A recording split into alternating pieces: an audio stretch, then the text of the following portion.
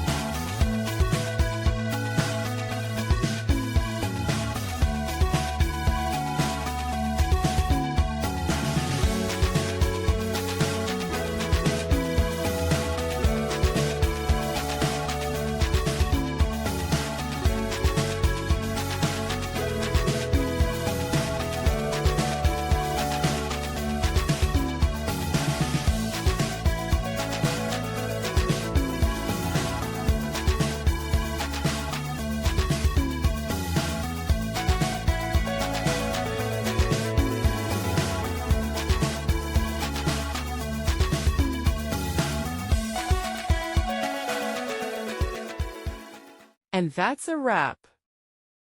I hope you found the answer you were looking for. If you did, take a second to hit that subscribe button. It really helps out. And let me know in the comments which solution worked best for you. See you next time in the debug zone.